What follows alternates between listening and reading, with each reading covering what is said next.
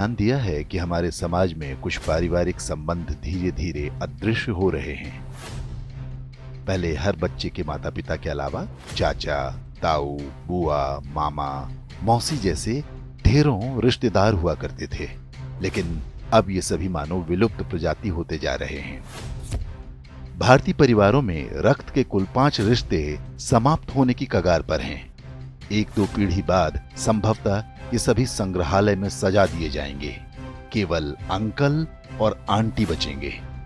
इसे इस तरह समझा जा सकता है, यदि किसी दंपत्ति के 2 पुत्र और 2 पुत्री हैं, तो उनके सभी 5 रिश्ते यानी ताऊ, चाचा, बुआ, मामा और मौसी होंगे। यदि 2 पुत्र हैं लेकिन पुत्री एक ही है, तो उनकी जो संतानें होंगी उनकी कोई मौसी नहीं होंगी। मां के बाद बच्चों की कोई सबसे सगी महिला होती हैं, तो वो मौसी ही होती हैं। यदि किसी के 1 पुत्र और 2 पुत्री हैं, तो चाचा और ताऊ के रिश्ते नहीं होंगे।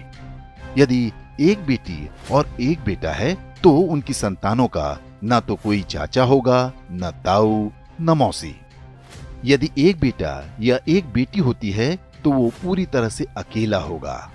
माता पिता के बाद उसका कोई रक्त संबंधी नहीं होगा। सिंगल चाइल्ड फैमिली को उनका निर्णय तीसरी पीढ़ी यानी जिनके वो दादा दादी होंगे बुरी तरह प्रभावित करेगा। उनका पौत्र या प्रपौत्र इस संसार में अकेला होगा। उसे अपने रक्त के रिश्ते की आवश्यकता होगी, तो इस पूरे ब्रह्मांड में उसका अपना कोई नहीं होगा। इसलिए दंपत्ति को सिंगल चाइल्ड के निर्णय पर गंभीरता से विचार करना चाहिए। ये न केवल हमारे बच्चों को एकाकी जीवन जीने को विवश करेगा, बल्कि हमारी हिंदू परिवार व्यवस्था को भी नष्ट कर देगा। पश्चिमी देशों में सिंगल चाइल्ड पॉलिसी भारत से पहले आरंभ हो गई थी। वहां पर इसके भयावह परिणाम सामने आने लगे हैं। ब्रिटिश विद्वान डेविड सेलबॉर्न ने एक पुस्तक लिखी है जिसका नाम है द लूजिंग बैटल विद इस्लाम। इसमें बताया गया है कि पश्चिमी समाज पर इस्लाम का अधिकार होता जा रहा है और इसका सबसे बड़ा कारण एक शक्तिशाली परिवार व्यवस्था का अभाव है। यूरोपीय देशों में परिवार नाम की संस्था लगभग समाप्त हो चुकी है। लोग विवाह करना पसंद नहीं करते।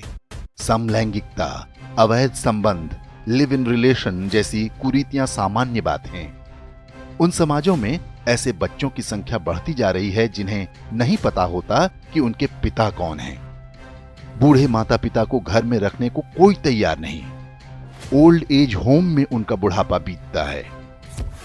यूरोपीय देशों में आज राजनीतिक दल परिवार को बचाने का वादा अपने चुनावी घोषणा पत्र में करने लगे हैं। ऑस्ट्रेलिया में तो फैमिली फर्स्ट नाम से एक राजनीतिक दल भी बन गया है। पश्चिमी देशों के समाजशास्त्रियों की सबसे बड़ी चिंता ये है कि परिवार व्यवस्था को कैसे बचाया जाए। इस सब के लिए उनके पास यही सुझाव है कि एक से अधिक बच्चे पैदा हों। अब यही चुनौती भारतीय समाज के सामने भी खड़ी होने जा रही है। क्या हम समय रहते सतर्क हो पाएंगे या हमारे साथ भी वही होगा जो पश्चिमी देशों के साथ हो रहा है?